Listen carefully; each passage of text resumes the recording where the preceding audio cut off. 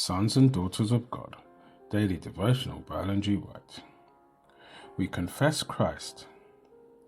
October 12th. We abide in Christ, the living vine. Whosoever therefore shall confess me before men, him will I confess also before my Father which is in heaven. But whosoever shall deny me before men, him will I also deny before my Father which is in heaven. Matthew chapter 10, verses 32 and 33.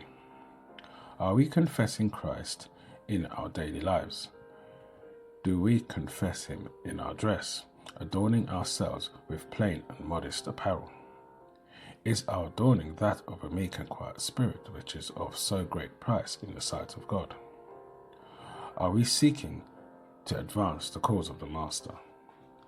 There is no use in telling you that you must wear this or that, for if the love of these vain things is in your heart, your laying off your adornment would only be like cutting the foliage of a tree.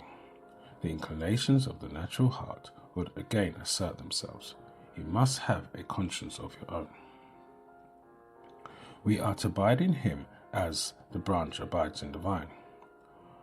What we want is to have the axe laid at the root of the tree. We want to be dead to the world, dead to self, and alive unto God.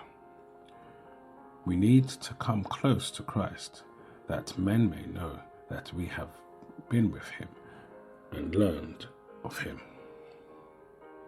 He who imitates Christ will show forth his self-denial and self-sacrifice, just where the conscience of the Bible Christian warns him to forbear, to deny himself, to stop.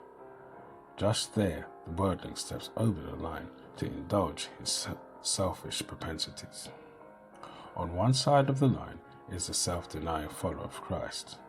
On the other side of the line is the self-indulgent world lover, pandering in fashion, engaging in frivolity, and pampering himself in forbidden pleasures.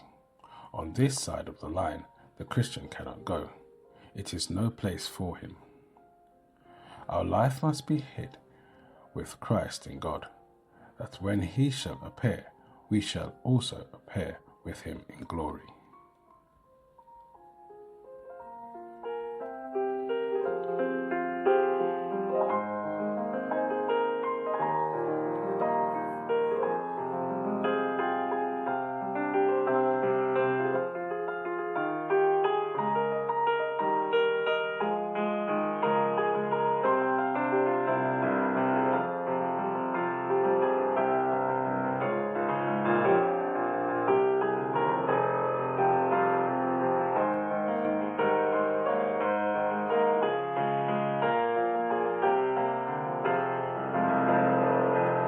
This is your daily devotion.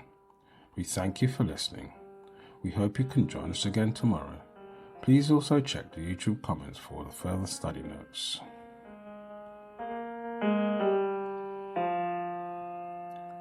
Sons and daughters of God,